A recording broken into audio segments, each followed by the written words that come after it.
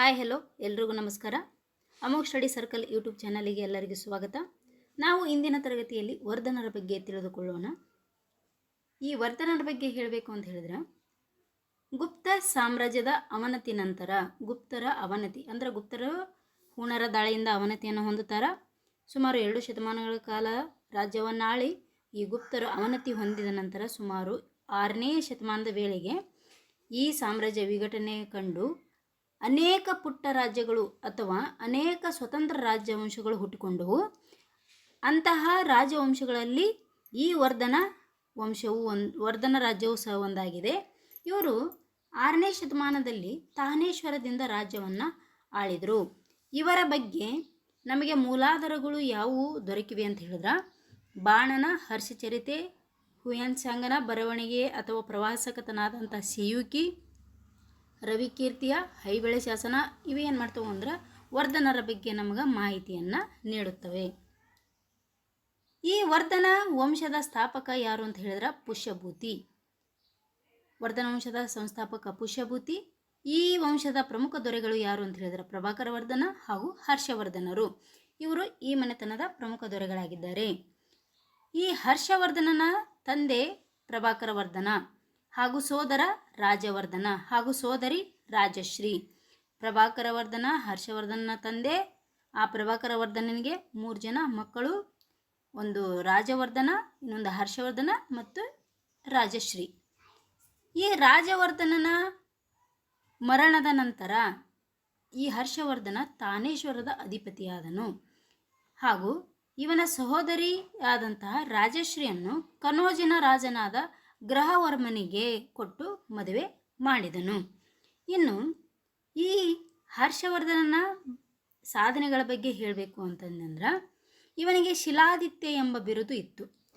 ಹರ್ಷವರ್ಧನಿಗೆ ಶಿಲಾದಿತ್ಯ ಎಂಬ ಬಿರುದು ಇತ್ತು. ಇನ್ನು ಬಂಗಾಳದ ದೊರೆಯಾದ ಶಶಾಂಕನು ಕನೋಜಿನ ದೊರೆಯನ್ನು ಕೊಲ್ತಾನ. ಬಂಗಾಳ ದೇಶದ ದೊರೆ ಶಶಾಂಕ ಅವನೇನು ಮಾಡ್ತಾನಂದ್ರೆ ಕನೋಜಿನ ದೊರೆಯನ್ನು ಕೊಲ್ತಾನ. ನಂತರ ಹರ್ಷನು ಶಶಾಂಕನನ್ನು ಸೋಲಿಸಿ ಕನೋಜನ್ನು ವಶಪಡಿಸಿಕೊಂಡ. ಈ ಶಶಾಂಕ ಏನು ಮಾಡ್ತಾನಂದ್ರೆ ಕನೋಜಿನ ದೊರೆಯನ್ನು ಸೋಲಿಸಿ ಆ ಕನೋಜನ್ನು ವಶಪಡಿಸ್ಕೊಳ್ತಾನ. ಹರ್ಷವರ್ಧನ ಏನು ಮಾಡ್ತಾನೆ, ಶಶಾಂಕನನ್ನು ಕೊಂದು ಆ ಕನೋಜನ್ನು ತನ್ನ ಸಾಮ್ರಾಜ್ಯಕ್ಕೆ ವಿಲೀನ ಪಡಿಸ್ಕೊಳ್ತಾನ. ಬಂಗಾಳದ ಮೇಲಿನ ರಾಜನ ಮೇಲೆ ದಂಡೆತ್ತಿ ಹೋಗಿ ಬಂಗಾಳ, ಮಗಧ ಇವನ ಆಳ್ವಿಕೆಗೆ ಒಳಪಟ್ಟವು.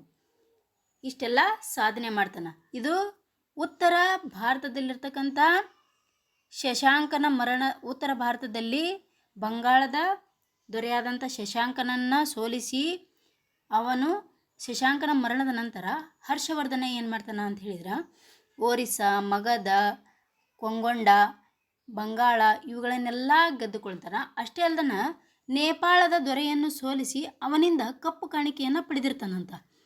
ಇವನು ಉತ್ತರ ಭಾರತದ ರಾಜ್ಯಗಳನ್ನು ಗೆದ್ದು ತನ್ನ ಆಧಿಪತ್ಯವನ್ನು ಸ್ಥಾಪಿಸಿದ. ಈ ಸಾಧನೆಯ ಸಂಕೇತವಾಗಿ ಇವನಿಗೆ ಒಂದು ಬಿರುದು ಬರ್ತಾ, ಅದು ಯಾವುದು ಅಂತ ಹೇಳಿದ್ರೆ ಉತ್ತರ ಪತೇಶ್ವರ. ಉತ್ತರ ಪತೇಶ್ವರ ಎಂಬ ಬಿರುದು ಯಾರಿಗಿತ್ತು ಅಂತ ಹೇಳಿದ್ರೆ ಈ ಹರ್ಷವರ್ಧನನಿಗೆ ಇತ್ತು. ಇಷ್ಟೆಲ್ಲ ಉತ್ತರ ಭಾರತವನ್ನು ಗೆದ್ದಂತಹ ಈ ಹರ್ಷವರ್ಧನ ನರ್ಮದಾ ನದಿಯನ್ನು ದಾಟಿ ತನ್ನ ಸಾಮ್ರಾಜ್ಯವನ್ನು ವಿಸ್ತರಣೆ ಮಾಡಲು ಬಯಸಿದ. ಆದರೆ ಅವನಿಗೆ ನರ್ಮದಾ ನದಿಯನ್ನು ದಾಟಲು ಅವನಿಗೆ ಸಾಧ್ಯವಾಗಲಿಲ್ಲ. ಯಾಕಂದ್ರೆ ಈ ಚಾಳುಕ್ಯ ದೊರೆಯಾದಂಥ 2ನೇ ಪುಲಿಕೇಶಿಯು ಇವನ ಆಕ್ರಮಣವನ್ನು ಅಲ್ಲೇ ತಡಿತಾನ. ಈ ಒಂದು ಕಾಳಗ ನರ್ಮದಾ ನದಿ ಕಾಳಗ ಅಂತ ಹೇಳಿ ಕರಿತೀವಿ.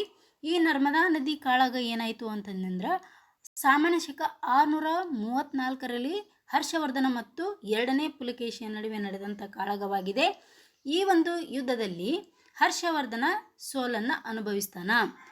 ಗೆದ್ದಂತಹ ಇಮ್ಮಡಿ ಪುಲಿಕೇಶಿ ಪರಮೇಶ್ವರ ಎಂಬ ಬಿರುದನ್ನು ಧರಿಸ್ತಾನೆ.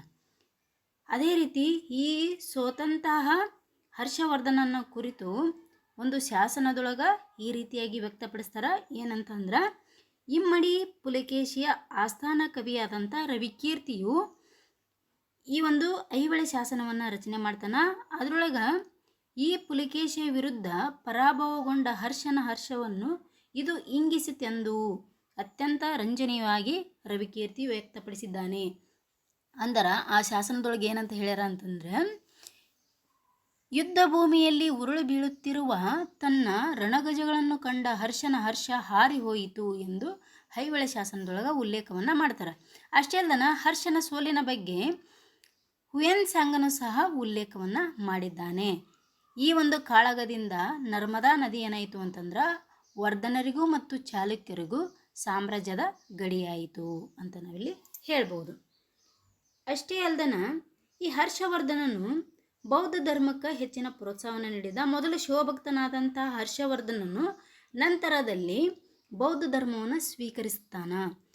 ಬೌದ್ಧ ಧರ್ಮವನ್ನು ಸ್ವೀಕರಿಸಿ ಇವನು ಪ್ರಾಣಿ ಮತ್ತು ಪ್ರಾಣಿವಧೆಯನ್ನು ಅಂದ್ರೆ ಪ್ರಾಣಿಯನ್ನು ಹಿಂಸೆ ಮಾಡಬಾರ್ದು, ಮಾಂಸಾಹಾರ ಪದ್ಧತಿಯನ್ನು ನಿಷೇಧ ಮಾಡ್ತಾನೆ. ಬೌದ್ಧ ಧರ್ಮದ ಪ್ರಮುಖ ಸ್ಥಳಗಳಲ್ಲಿ ಸ್ತೂಪಗಳನ್ನು ನಿರ್ಮಾಣ ಮಾಡ್ತಾನೆ. ಆಮೇಲೆ ಕಾಶ್ಮೀರದ ದೊರೆಯಿಂದ ಬುದ್ಧನ ಹಲ್ಲಿನ ಅವಶೇಷ ತೆಗೆದುಕೊಂಡು ಬಂದು ಕನೌಜಿನಲ್ಲಿ ಸ್ತೂಪವನ್ನು ನಿರ್ಮಿಸಿ ಅದನ್ನು ಅಲ್ಲೇ ಇರಿಸ್ತಾನೆ. ಆಮೇಲೆ ಕನೌಜಿನ ಧಾರ್ಮಿಕ ಮಹಾಸಭೆಯನ್ನು ಸಾಮಾನ್ಯ ಶಕ 643ರಲ್ಲಿ ಏರ್ಪಡಿಸ್ತಾನೆ. ಇಲ್ಲಿ ಧಾರ್ಮಿಕ ಚರ್ಚೆ ಮತ್ತು ಹುಯೆನ್ ಸಾಂಗನನ್ನು ಸತ್ಕರಿಸಲು ಈ ಒಂದು ಮಹಾಸಭೆಯನ್ನು ನಡೆಸ್ತಾನೆ. ಇದರ ಅಧ್ಯಕ್ಷ ಯಾರಾಗಿರ್ತಾರೆ ಅಂದ್ರೆ ಹುಯೆನ್ ಸಾಂಗ್ನ ಈ ಧಾರ್ಮಿಕ ಮಹಾಸಭೆಯ ಅಧ್ಯಕ್ಷನಾಗಿರ್ತಾನೆ. ಈ ಒಂದು ಸಭೆಯೊಳಗೆ 20 ರಾಜರು, 1000 ವಿದ್ವಾಂಸರು, 3000ಕ್ಕೂ ಹೆಚ್ಚು ಬೌದ್ಧ ಭಿಕ್ಷುಗಳು, 3000 ಬ್ರಾಹ್ಮಣರು ಮತ್ತು ಜೈನರು ಭಾಗವಹಿಸಿದ್ರು. ಸಭಾಂಗಣದೊಳಗೆ ರಾಜನ ಎತ್ತರದಷ್ಟು ಚಿನ್ನದ ಬುದ್ಧನ ವಿಗ್ರಹವನ್ನು ಪ್ರತಿಷ್ಠಾಪನೆ ಮಾಡಲಾಗಿತ್ತು. ಈ ಒಂದು ಸಭೆ 23 ದಿನಗಳ ಕಾಲ ನಡೆಯಿತು. ಹುಯೆನ್ ಸಾಂಗನು ಈ ಒಂದು ಸಭೆಯೊಳಗೆ ಏನು ಮಾಡ್ತಾನೆ ಅಂದ್ರೆ ಮಹಾಯಾನ ತತ್ವಗಳನ್ನು ವಿವರಿಸುತ್ತಾನೆ. ಇದಿಷ್ಟು ಏನಂದ್ರೆ ಹರ್ಷವರ್ಧನ ಮತ್ತು ಅವನು ಬೌದ್ಧ ಧರ್ಮಕ್ಕೆ ನೀಡಿದ ಕೊಡುಗೆಯನ್ನು ನಾವಿಲ್ಲಿ ಗಮನಿಸ್ಬೋದು. ಅಷ್ಟೇ ಅಲ್ದನ ಸಾಹಿತ್ಯಕ್ಕೆ ಯಾವ ರೀತಿ ಪ್ರೋತ್ಸಾಹವನ್ನು ನೀಡಿದ್ದ ಹರ್ಷವರ್ಧನನು ಅಂತ ಹೇಳಿದ್ರೆ ಇವನು ಕೇವಲ ಯುದ್ಧವನ್ನು ಮಾಡುವ ರಾಜನಷ್ಟೇ ಆಗಿರಲಿಲ್ಲ, ಕವಿಯೂ ಆಗಿದ್ದನು. ಸ್ವತಃ ಹರ್ಷವರ್ಧನನು ಸಂಸ್ಕೃತದಲ್ಲಿ ಪ್ರಿಯಾದರ್ಶಿಕ, ರತ್ನಾವಳಿ ಮತ್ತು ನಾಗಾನಂದ ಎಂಬ 3 ನಾಟಕಗಳನ್ನು ರಚಿಸಿದ. ಅಷ್ಟೇ ಅಲ್ದನ ಇವನು ಅನೇಕ ಕವಿಗಳಿಗೆ ಆಶ್ರಯವನ್ನು ನೀಡಿದ್ದ. ಅದರಲ್ಲಿ ಪ್ರಮುಖವಾದ ಕವಿ ಯಾರು ಅಂದ್ರೆ ಬಾಣಭಟ್ಟ. ಈ ಬಾಣಭಟ್ಟ ಹರ್ಷವರ್ಧನನ ಕುರಿತು ಒಂದು ಕೃತಿಯನ್ನು ರಚನೆ ಮಾಡ್ತಾನೆ. ಅದು ಯಾವುದು ಅಂತ ಹೇಳಿದ್ರೆ ಹರ್ಷ ಚರಿತೆ. ಅಷ್ಟೇ ಅಲ್ದನ ಶಿಕ್ಷಣ ಪ್ರೇಮಿಯೂ ಸಹ ಆಗಿದ್ದ ಹರ್ಷವರ್ಧನನು ಪ್ರಾಚೀನ ನಳಂದ ವಿಶ್ವವಿದ್ಯಾಲಯಕ್ಕೆ ದಾನ ದತ್ತಿಗಳನ್ನು ಸಹ ನೀಡಿದನು. ಇನ್ನು ಈ ರಾಜನ ಆಳ್ವಿಕೆಯನ್ನು ನೋಡೋದಾದರೆ ನಾವು ರಾಜನ ಆಳ್ವಿಕೆಯಲ್ಲಿ ಮಂತ್ರಿಮಂಡಲವು ಸಹಕರಿಸುತ್ತಿತ್ತು. ಮಹಾಸಂಧಿ ವಿಗ್ರಹ ಅಂದ್ರೆ ಅನುಸಂಧಾನಗಳನ್ನು ಮಾಡುವವ, ಮಹಾಬಲಾಧಿಕೃತ, ಮಹಾಸೇನಾಪತಿ, ಭೋಗಪತಿ, ಕಂದಾಯ ಅಧಿಕಾರಿ, ದೂತ ಮುಂತಾದವರಿಂದ ಅಧಿಕಾರ ವರ್ಗ ಇತ್ತು. ರಾಜ್ಯವು ಪ್ರಾಂತ್ಯಗಳಾಗಿ ವಿಂಗಡಿಸಲ್ಪಟ್ಟಿತ್ತು. ಭೂ ಕಂದಾಯವೇ ರಾಜ್ಯದ ಮುಖ್ಯ ಆದಾಯವಾಗಿತ್ತು. ಸಾಮಂತ ರಾಜರುಗಳು ಇವನಿಗೆ ಕಪ್ಪವನ್ನು ಕೊಡ್ತಿದ್ರು. ರಾಜನು ಇವರಿಗೆ ಭೂಮಿಯನ್ನು ಕೊಡುಗೆಯಾಗಿ ಕೊಟ್ಟು ಪ್ರತಿಯಾಗಿ ಸೈನ್ಯದ ಸಹಾಯವನ್ನು ಪಡೆಯುತ್ತಿದ್ದನು. ಅರಸನು ದುರ್ಬಲಗೊಂಡಾಗ ಸಾಮಂತರು ಸ್ವತಂತ್ರರಾದರು. ಅಷ್ಟೇ ಅಲ್ದನ ಭೂದಾನವನ್ನು ಇತರೆ ಸಮುದಾಯಗಳಿಗೆ ಹಾಗೂ ಧರ್ಮದವರಿಗೆ ನೀಡಲಾಗುತ್ತಿತ್ತು.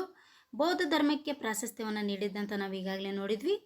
ಈ ಬೌದ್ಧ ಧರ್ಮದ ವಿವರಣೆಯನ್ನು ಹುಯೆನ್ ಸಾಂಗನ ಬರವಣಿಗೆಯಿಂದ ನಾವು ತಿಳಿಯಬಹುದು. ಹುಯೆನ್ ಸಾಂಗನ ಕೃತಿ ಸಿಯುಕಿ ಇದನ್ನು ಪಶ್ಚಿಮ ರಾಜ್ಯದ ದಾಖಲೆ ಅಥವಾ ರೆಕಾರ್ಡ್ ಆಫ್ ವೆಸ್ಟರ್ನ್ ಕಿಂಗ್ಡಮ್ ಎಂಬ ಹೆಸರಿನಲ್ಲೂ ಸಹ ಇದನ್ನು ಕರೆಯಬಹುದು.